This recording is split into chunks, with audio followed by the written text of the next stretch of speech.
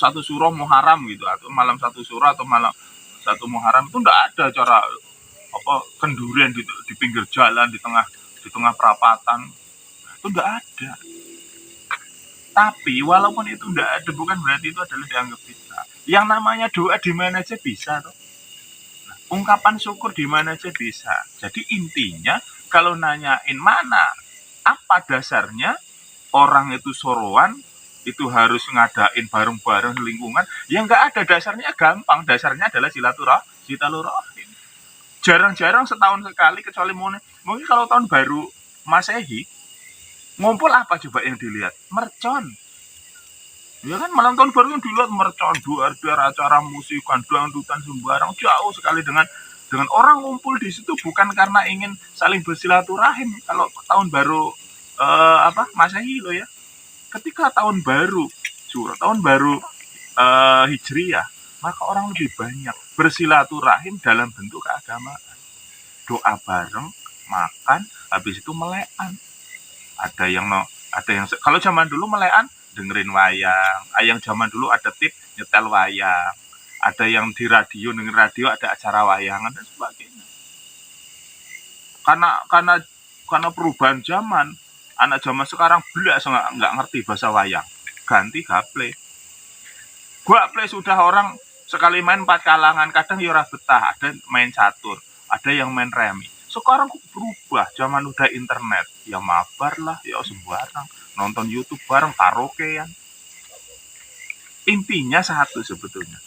Lah kayak gitu apa nggak mubah gitu lah. Misalnya tuh apa nggak mubah? Sudah habis doa, duduk-duduk ngobrol, rokokan, terus kemudian ya main kartu main, tapi bukan kartu main duit loh ya. Umumnya itu ya hanya seneng gitu, maksudnya seneng melekan. Orang bilang mubah ya mubah, tapi bagi saya enggak mubah. Intinya dia tuh bisa ninggalin maksiat malam itu. Ngumpul dengan teman, ngobrol, ada ngobrol krising. Ngobrol sekarang lagi kalau udah ngobrol kan politik yang lagi diobrolin, mobil pras sembarang. Terus sebetulnya seperti apa, asal muasalnya bagaimana? Jadi kita nggak akan membuang sejarah. Orang Jawa itu nggak akan bisa membuang sejarah asal muasalnya dulu. Ketika belum Sultan Agung belum jabat di abad ke-15-16, ya, itu kita orang Jawa itu sangat lekat sekali dengan budaya Hindu.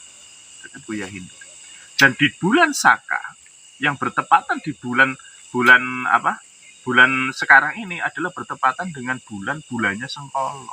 Bulan Sura itu kalau di tanggal Saka itu di kepercayaan Hindu kuno itu adalah bulan miliknya Bathara Kala. Ya sekarang ini bulan miliknya Bathara Kala. Sehingga di bulan inilah akan banyak Sengkolo. Apa Sengkolo? Kesialan. Dari mana kesialan itu datang? Keyakinannya karena Bathara Kala ini akan memakan nasib baik seseorang. Orang-orang yang punya keberuntungan lah, maksudnya apa ya? Maksudnya bahasa kita ya ini jangan dipercaya. Maksudnya ini sejarah gitu ya. Jadi Bathara Kala itu digambarkan itu seperti raksasa buta ya. Raksasa sebenarnya itu adalah manifestasi dari keburukan. Manifestasi dari setan gitu loh Mas ya. Manifestasi dari iblis, manifestasi dari setan, iblis dan sebagainya. Nah, orang itu menyebutnya dengan Bathara Kala. Yang di dalam Bathara Kala ini memberikan sifat Sengkolo, kesialan ke dalam seorang. Sial itu muncul karena nasib baik seseorang itu dimakan, diberangus, dimakan. Sehingga kalau seseorang itu di bulan Suro ini, di bulan yang penuh Sengkolo ini, nggak boleh banyak kegiatan. Sehingga ada bahasa anti lelungan nanti pergi. Jadi orang bulan Suro Jawa itu sangat menjaga untuk tidak bepergian, nggak lelungan, nggak, karena apa? Takut kena Sengkolo. Enak-enak lagi jalan Bathara Kala nang dhuwur caplok gitu kan. Bukan mati orangnya loh, maksudnya itu keberuntungan seseorang, nasib baik seseorang itu diambil oleh Bathara Kala, berubah menjadi Sengkolo, menjadi nasib buruknya saja. Sehingga ada kepercayaan orang nanti kalau sudah baik, nasib baiknya dimakan Bathara Kala, maka nasib sial itu yang akan dia terima. Sehingga banyak sekali aktivitas yang dilarang di bulan Sengkolo ini, terutama bertepatan di bulan Suro. Dan itu masih dipercaya sampai sekarang. Ini jujur, memang kepercayaan Hindu pun seperti ini. Mitos lah ya sebetulnya. Sebenarnya kalau mau dikaji itu, sebetulnya bukan bahasa kamu bayangin Bathara Kala, raksasa gede, bukan kayak gitu. Ini nih orang Hindu tuh sering apa ya? Wong Jawa itu sering menggambarkan sesuatu dengan bentuk, itu loh maksudnya. Enggak maksudnya itu enggak vulgar. Enggak vulgar. Orang Jawa itu salah satu ciri itu adalah tidak vulgar dalam menceritakan sesuatu. Sering menggunakan bahasa itu kias, majas. Ya. Jangan di telan mentah-mentah, termasuk dedungo, berdoa itu dikias. Orang Jawa itu dedungo dikias. Tapi hebatnya kias itu adalah bisa lekat oleh zaman. Doa itu nggak perlu dihafalin, tapi orang nanti tahu. Yang jadi masalah anak turunnya itu yang nggak paham doanya.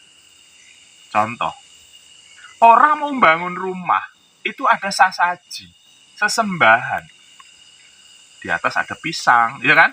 Ada tebu, ada nanas, ada janur, ada banyak kan? Ono apa namanya? Degan, klopo ya. Banyak. Tapi orang yang nggak ngerti makna, itu dianggap syirik. Kenapa? Lo itu ngapain pisang apa digantung sesaji? Oh, terus yang masang juga nggak paham itu maknanya apa gitu maksudnya. Nah orang Jawa itu setiap yang dibentukkan doa itu dibentukkan ke dalam benda gitu maksudnya. Gue apa pepeling, gue ngeling biar gampang dieling. Tebu antepe kalbu gitu maksudnya. Ya, ada kelapa, ono cengkir, sing kenceng lemu mikir gitu kan. Punya macam-macam lah. Itu ada jarwo doso. Artinya setiap bahan-bahan yang ditampilkan tuh seperti tebu antemping kalbu. Terus kemudian sifat dari tebu, sifat dari kelapa. Jadi terus kemudian ada kembang kluwih. Terus kemudian ada buah kluwih, kaluwihan. Ya. Terus misalkan tebu itu kan mengartikan tentang sifat air. Antemping kalbu. Terus kemudian degan yang menambahkan kesuburan. Terus ada padi, termasuk pari kan? Pari dibundel tok ditali di atas rumah. Akhirnya apa sebenarnya donga ya Allah, muga-muga rizkiku, pepangan, bahan pangan itu tidak akan pernah habis engkau berikan kepada kami. Nah, wong doa iku rasa donga ngono dilambangkan dengan padi. Gitu loh.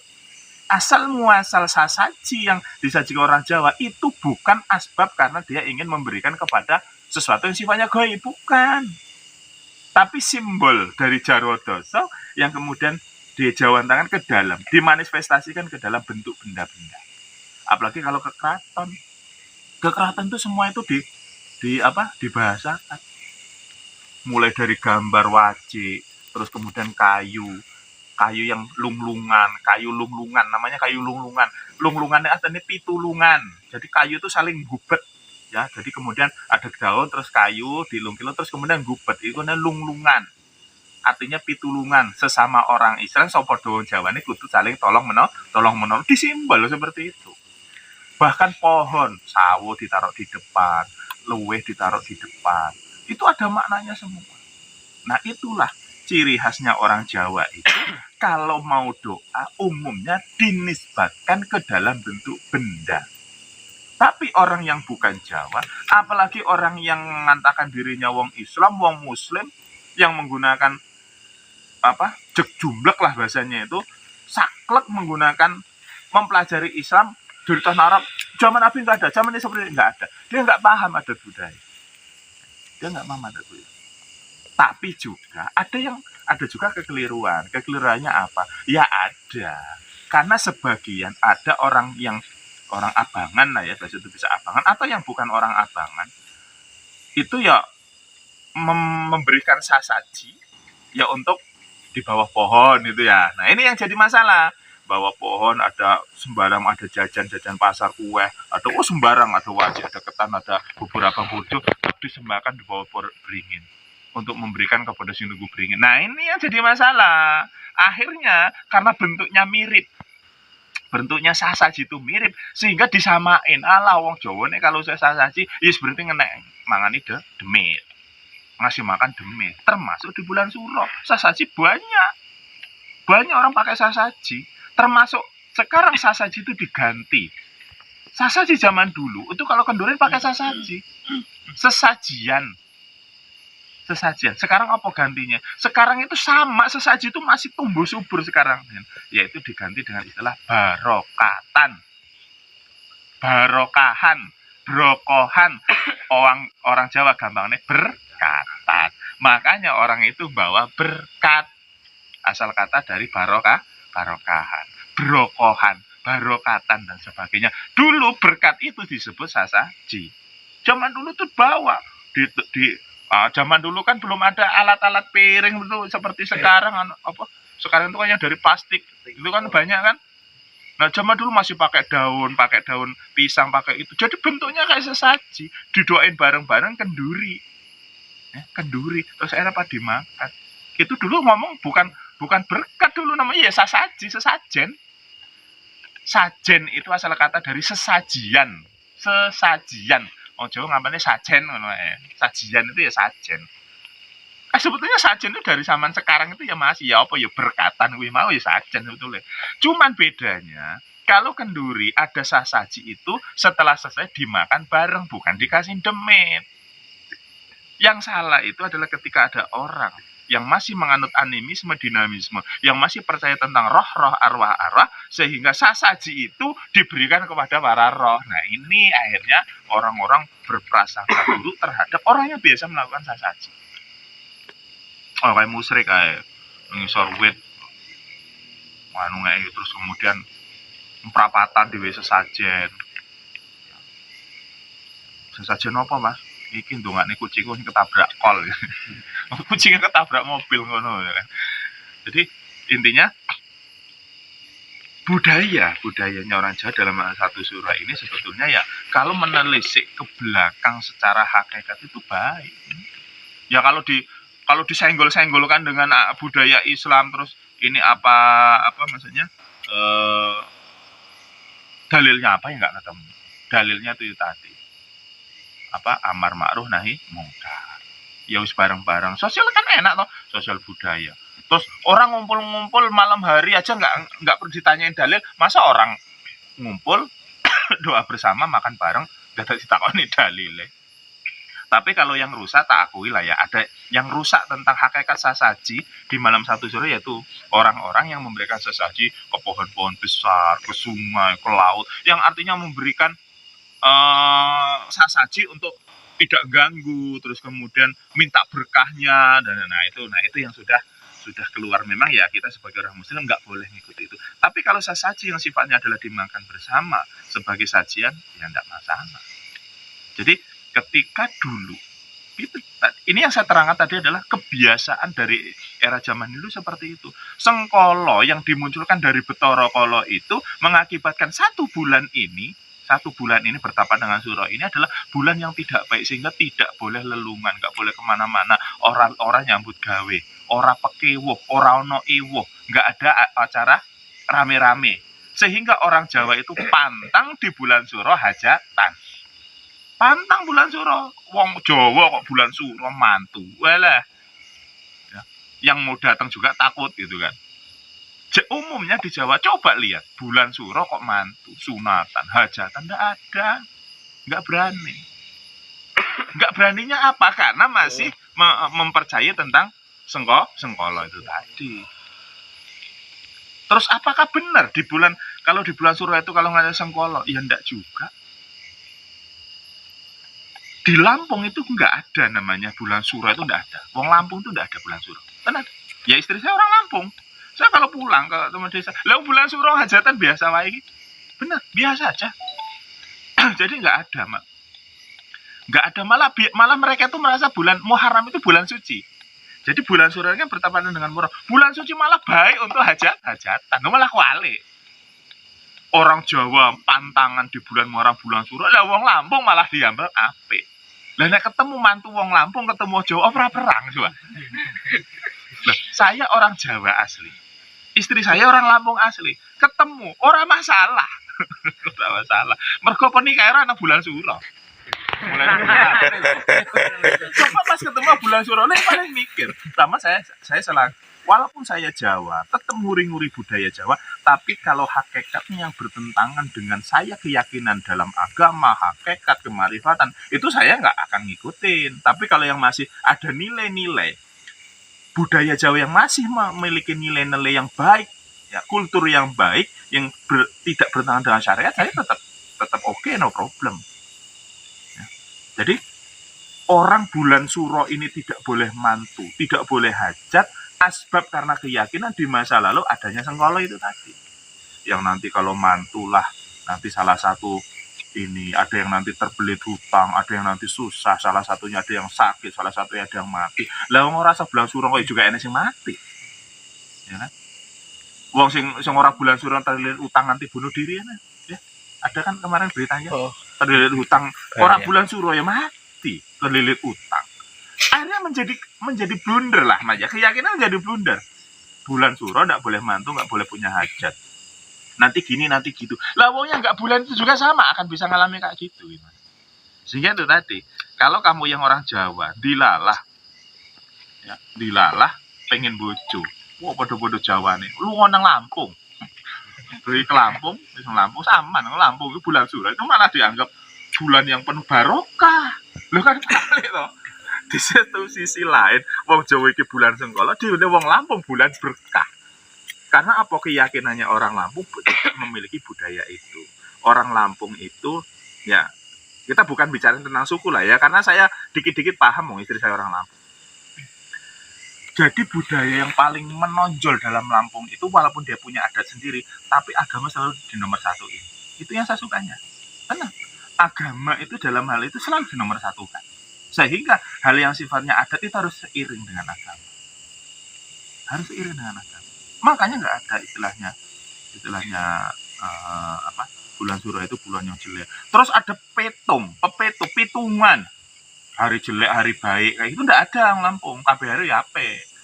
Yang penting pas bar panen, itu hari ape, paling ape. Sing ora panen, pas peceklik, itu hari Allah. Iya, wong Lampung. Saya tuh ya pernah ngobrol. Saya kan pernah ngobrol dengan ya orang tua lah, orang itu saya ngobrol.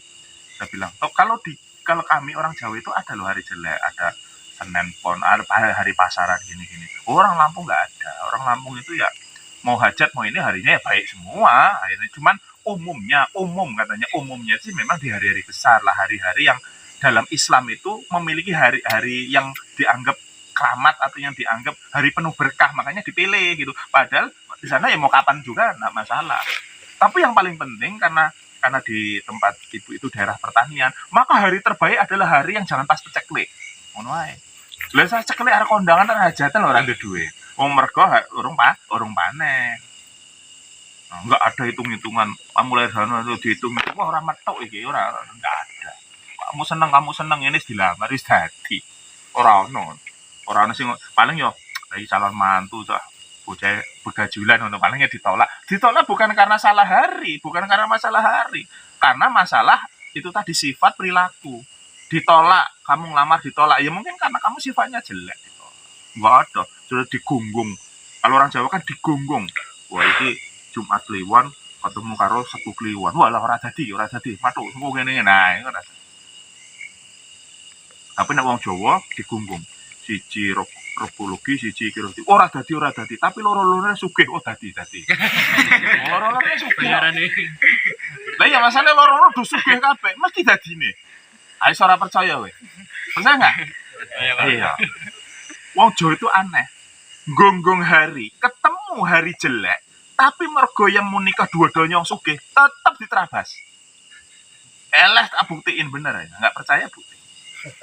Nah, iya. Siji keluargane menteri, siji keluarga anggota dewan, podo-podo sugih, digonggong jane ketemu dino jelek. Wah iki dino Sengkolo.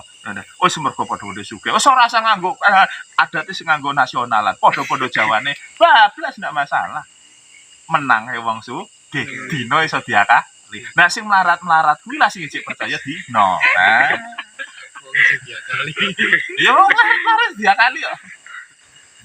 Apa meneh sisi sing wedok sugih kowe melarat ala ora usah diakali dino. Ora usah diakali dino. Iso-iso malah hari itu bisa menjadikan wis ora cocok dinone diitung urung wis ora cocok. Masalah raimu sing ora cocok. Cuman kan ora ngene calon calon mertuamu iki arep ngomong ora vulgar ngono. Sepurane ya Les ora cocok kowe karo anakku, dinone ora cocok. Jadi iki raimu sing ora cocok ngono. Gimana ya pakai bahasa yang lebih gampang, lebih halus. Nah itu tadi. Saya itu sering nemuin. Saya lihat ketika gonggong hari ada neptu ketemu di sini hari ketemu jelek. Podo-podo wong sugih, podo-podo orang mampu tetap jalan. Benar, tetap jalan.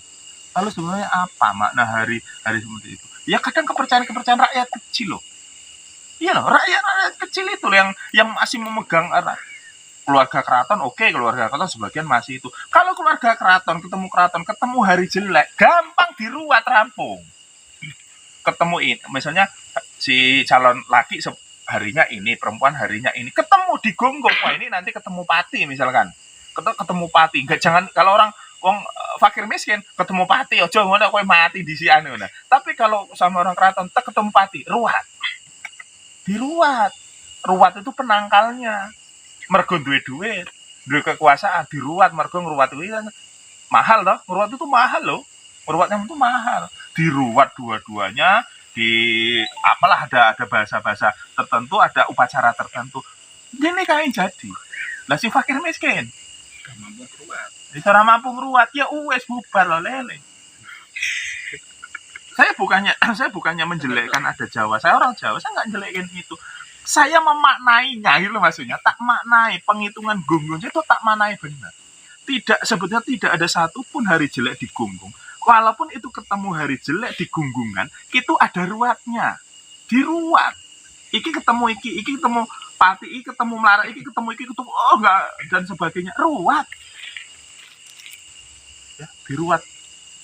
Jadi kita mengenal ada sial, mengenal ada baik kan, ada keberuntungan, ada kegagalan. Begitu juga ada paten, ada nanti panguripan. Itu akan dicari. Ya itu tadi, rakyat kecil, orang Jawa yang masih memegang teguh adat kayak gitu. Ya itu yang kasihan itu seperti itu. Lihat wes, pokoknya apalagi sing ya wes yang terutama yang perempuan atau yang laki lah. Yang sering itu yang perempuan biasanya, dari pihak perempuan. Kejawainya masih kental, walaupun dia Islam kejawainya kental gunggung dino. Toksik yang laki sudah kadung cinta, perempuan sudah cinta. Akhirnya apa ketemu hari jelek, sudah bermasalah. Saya sering dicurhatin orang-orang yang gara-gara gunggungan hari itu nggak ketemu. Akhirnya saya mau gimana? Mau ngelawan adat berarti ngelawan orang tua. Sebenarnya yang dilawan adat bukan orang tua sih yang dilawan itu. Ya kui mau, mergo bisa jadi kamu itu kurang sugih. Nah sugih ora. Iya Pak. Sekarang kalau saya ngomong ini salah, cari bukti kesalnya di mana? Rata-rata itu tadi. Karena apa? Gunggungan hari itu adalah ilmu katiasan. Saya udah sering ngomong. Apa ilmu katiasan? Ilmu katiasan adalah ilmu kebiasaan yang tertulis. Setelah melakukan kebiasaan, contoh gini ya. Orang yang lahir setupon, kebiasaannya ini, gitu loh maksudnya. Itu katiasan namanya. Orang yang ini katiasan. Biasanya orang kalau ini ketemu ini, akan terjadi ini. Itu kebiasaan, bukan pesten. Ingat. Ya. Neptu hari, ketika dihitung-hitung, itu bukan pesten, tapi katiasan. Biasa nih loh, maksudnya masih biasa nih. Orang mesti itu enggak kayak gitu. Ini ketemu, maksudnya gini, yang sebetulnya tuh begini cara ngitungnya. Hari ini ketemu pati, biasa nih rumah tangga nih orang langgeng. Masih ada kata biasa nih. Tapi kalau mesti ke rumah tangga nih orang langgeng, nggak mungkin berani orang ngomong kayak gitu. Itu disebut past tense. Karena apa? Orang Jawa yang paham tentang hakikat takdir nggak akan berani mengatakan past tense, nggak berani karena yakin. Past tense itu sing duwe adalah Gusti Pangeran, gitu maksudnya. Kepastian itu yang punya hanya Allah Subhanahu wa taala. Orang Jawa ngomong Gusti Pangeran, maka dia tidak berani ngomong pestan itu nggak mau. Katiasan, mesti kebiasaan seperti itu. Nah, kembali ya ke masalah bulan Suro. Jadi Sultan Agung itu tidak ingin rakyatnya itu serta-merta itu menerima Islam itu dengan keterpaksaan, tapi dengan sesuatu yang sifatnya tidak terlalu terpaksa. Artinya gini, orang Hindu dulu menggunakan penanggalan Saka. Ketika Sultan Agung menjabat, Islam sudah masuk. Di Mataram itu sudah Islam. Hanya apa? Gimana caranya? Terjadilah akulturasi, terjadilah kolaborasi, dirubahlah, membuat penanggalan sendiri, yaitu penanggalan gabungan antara Hijriyah dan Saka. Yang dulunya penanggalan orang Jawa itu masih menggunakan Samsiah, dirubah menjadi penanggalan Komariah. Kapan hari pertamanya? Yaitu disamakan di bulan Asyura. Asyura itu kan tanggal ke-10. Hari ke-10 namanya Asyura. Kenapa Asyura? Karena di bulan Muharram ini, di tanggal 10, diyakini banyak sekali kejadian-kejadian yang terjadi oleh para nabi. Salah satu yang paling terkenal, tapi nanti jangan salah paham, yaitu meninggalnya Sayyidina Hasan Husain. Itu di Karbala, ya kan? Dibunuh di Karbala. Nah, kalau kamu percaya itu nanti dianggap Syiah masalahnya. Ada lagi kepercayaan ketika Nabi Musa membelah laut ada di Asyura. Ketika Nabi Yunus dimakan paus itu di bulan Syura. Ketika Yusuf ditolong dari sumur itu di bulan. Banyak kejadian-kejadian yang terjadi di Asyura itu tadi. Sehingga Asyura ini bisa dianggap adalah bulannya Gusti Allah. Ya.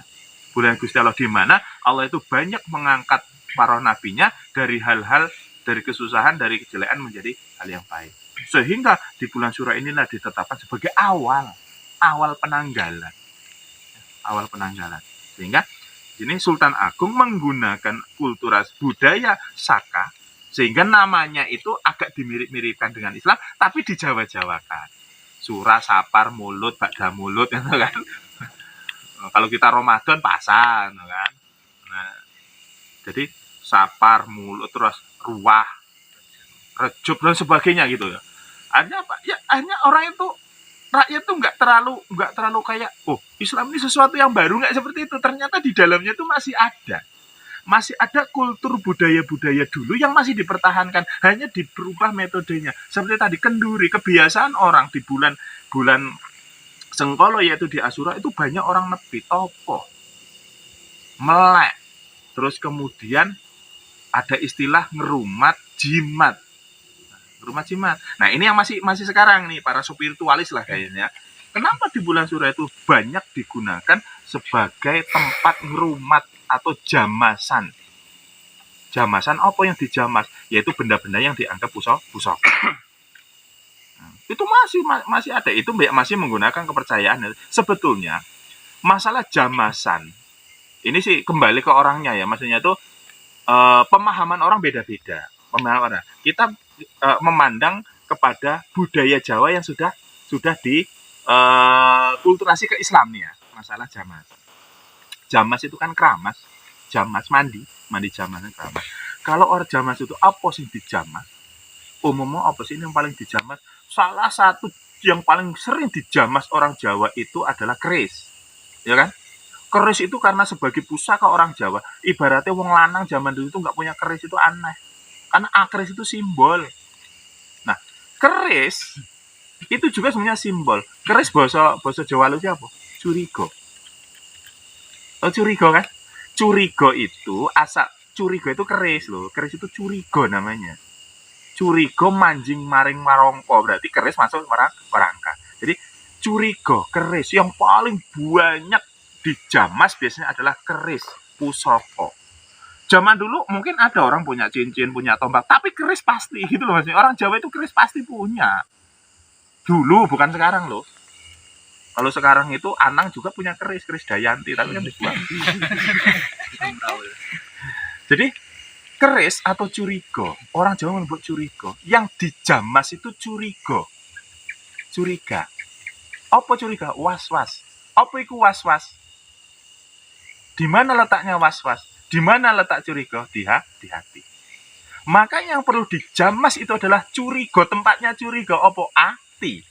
Maka ada istilah jimat. Ya. Jimat itu apa? Jarwa dosane. Awak siji dirumat. Ya kan? Jimat jarwa dosane awak siji dirumat. Awak siji dirumat. Apa sih nang awak? Kunci dari semua itu adalah ati. Tempatnya curiga. Lambangnya ati karena tempat curiga yo keris. Mulane keris diselesai enek sineng kene, enek sineng kene. Nggo apa? Wong curiga kuwi kan hati-hati to. Curiga ki hati wong bahasa keren mencurigakan lah ya, curiga. Kamu curiga sama seseorang, pasti hati-hati kan? Pasti hati-hati, maka dipegang. Apa yang dicurigai kalau kalau bawa keris? Ya kejahatan. Ada orang mau jahat ke kamu, ada orang mau jelek kamu, kamu sudah siap dengan curigamu, gitu maksudnya. Ya. Prediksi kamu itu adalah curiga. Benda yang mengejawantakan tentang curiga adalah keris itu. Sedangkan sebetulnya itu tadi, kalau dalam dunia spiritual, curiga itu adalah di hati, kejahatan itu adalah nafsu. Makanya yang harus dibasuh adalah curiga yang ada di hati untuk mengalahkan nafsu kejahatan. Nah, sebetulnya yang dimaksud jamasan keris atau jamasan curiga itu sebenarnya adalah ngerumat jimat. Jamasi jimat, yaitu keimanan hati kita. Makanya orang zaman dulu ketika akan di setiap malam suro itu di rumah jimatnya dengan cara satu adalah disimbolkan dengan membasuh menjamas pusaka. Jadi orang jamas pusaka, jamas itu cuma tok ya dijamasi pakai jeruk nipis ya, terus diminyai terus enggak kayak gitu. Yang punya pusaka enggak kayak gitu. Pertama, simbol dari kekuatan seorang Jawa, apalagi orang laki-laki, dicurigonya. Setelah itu dibersihkan sebagai simbol kewibawaan dia dibersihkan, ditaruh di tempatnya lagi, baru dia membersihkan jimat salah satunya ada di hati dengan cara itu adalah topo broto. Tapa itu orang zaman dulu kalau Wasura itu sudah mulai dari sore tadi jamas pusaka, terus dilanjutkan dengan topo broto, bahasa kita samadhi, sehari semalam samadhi. Apa? Untuk menata diri, ya, menata jiwa kita sehingga kita curiga kita ini bisa menjadi tambah hebat untuk mengalahkan nafsu yang memiliki kejahatan. Itu tadi. Jadi orang zaman dulu bukan cuman jamasi keris dibersih itu, enggak, dilanjutkan, masih ada ritualnya, yaitu topo broto. Oh sekarang enggak, yang paling banyak setiap malam kadang ya ora paham maksudnya apa. Jadi keris punya pusaka cuman dikasih sama gurunya, nanti setiap malam suro ini, terus kemudian yang mengikut pencak silat sakralnya sabuknya setiap malam satu itu apa maksudnya? Maksudnya apa? Maksudnya orang silat itu pengikat, ikatmu gue loh dibersihi. Selain ikat ini simbol, dalam matematika itu simbol. Mungkin orang pencak sendiri punya pemahaman, tapi pemahaman paling umum adalah sabuk itu pengikat, ikatmu itu mbok bersih di bulan suro, karena kamu akan melangkah ke tahun yang baru, bersihin dulu pengikatmu, sing iket nang jero ati, tapi simbolnya sabuk gitu loh maksudnya. Iki orang yang sering, wah jere guru menampilkan silat munggah nang sabuk paling dhuwur, setiap bulan suro dijamasi, dikeramasi, dikei minyak wangi, men sekti, kekuatannya tambah jos, lah itu keliru. Akhirnya apa? Kalau sudah kamu keyakinannya seperti itu, ya kamu akan didekati para setan. Mau yakinnya kayak gitu. Coba yakinnya, ini adalah pengikat diri saya. Ini adalah simbol kadikdayaan saya. Ini simbol dari perjuangan saya ketika saya belajar pencak dan sebagainya. Dibersihkan. Simbol. Terus kemudian dilanjutkan dengan tapa brata. Tapa beratanya itu jangan kamu mikir tapa berata. Ya zaman dulu oke lah, nepi di hutan, di pinggir laut, nepi untuk mencari ketenangan. Kalau orang Islam namanya tafakur.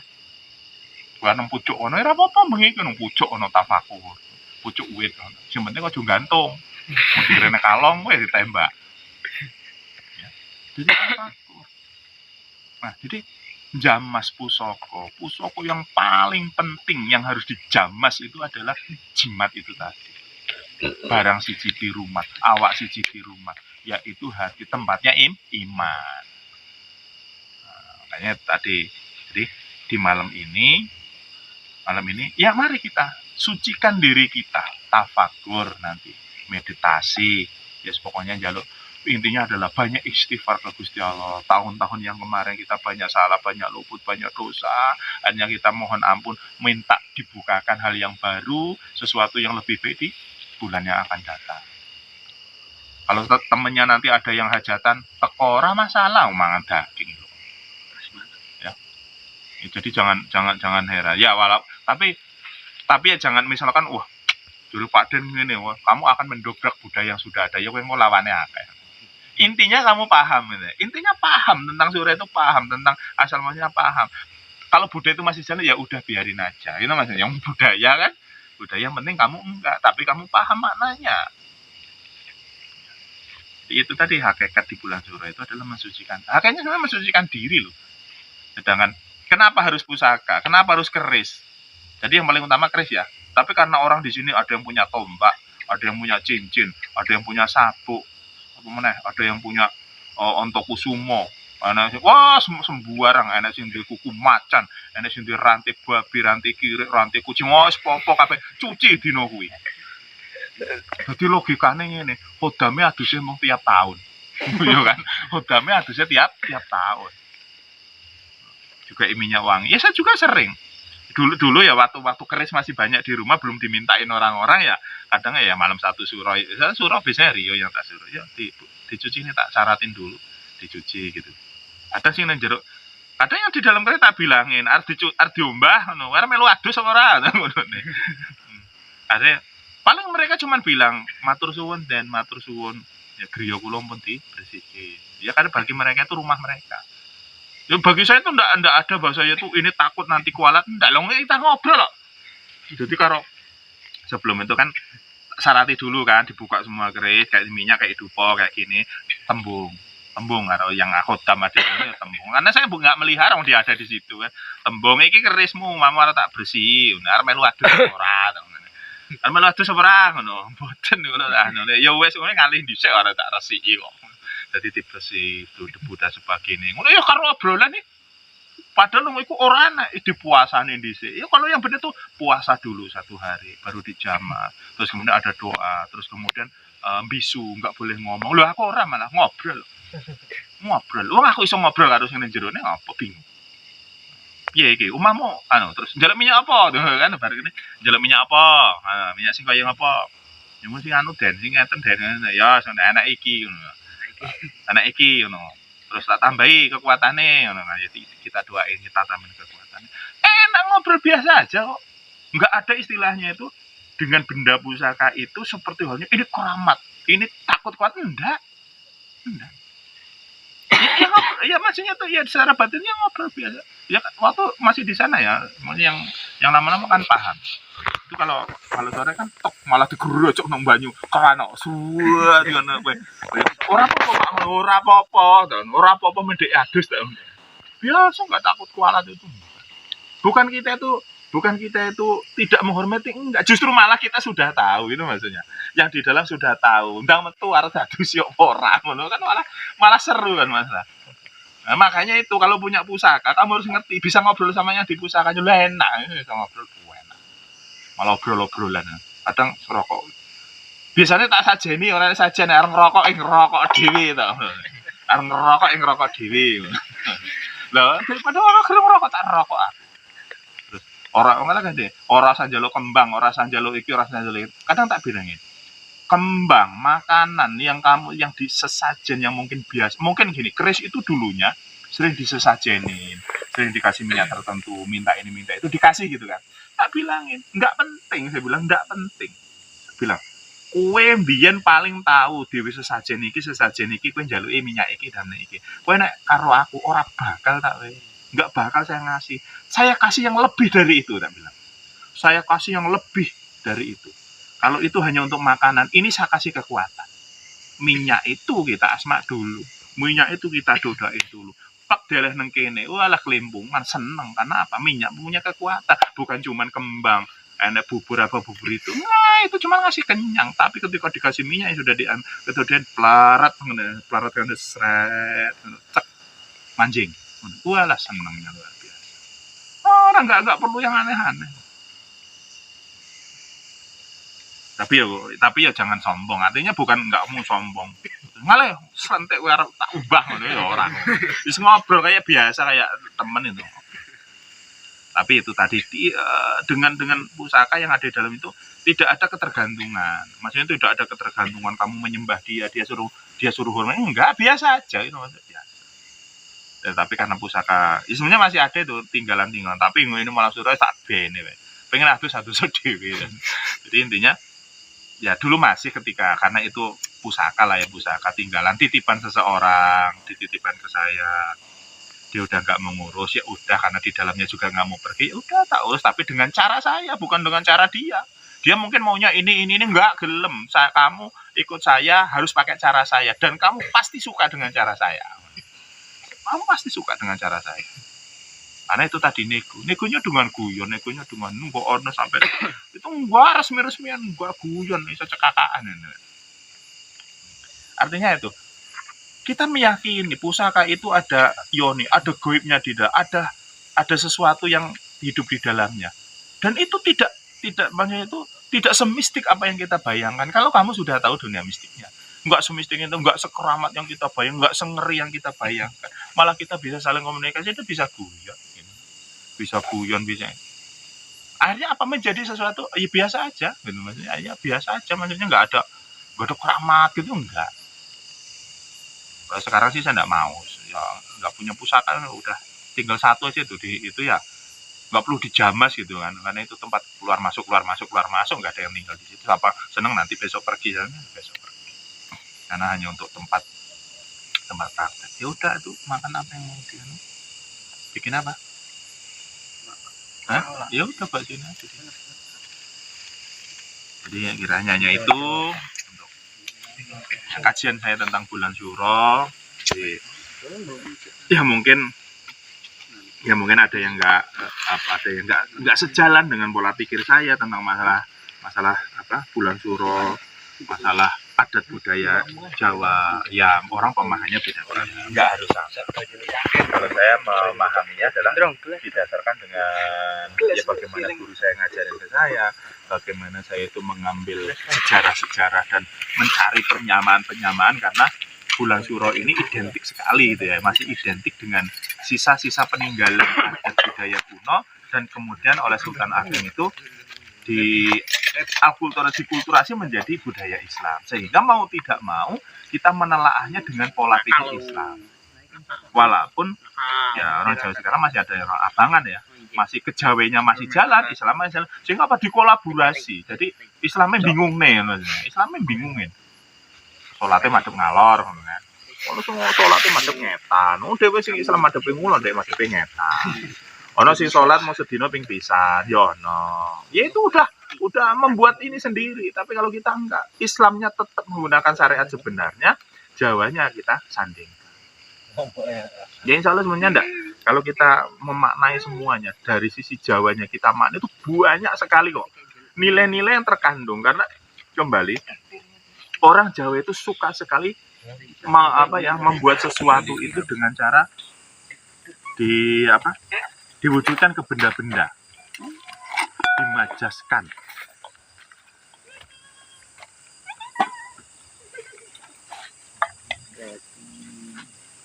Nah, tinggal rokokan.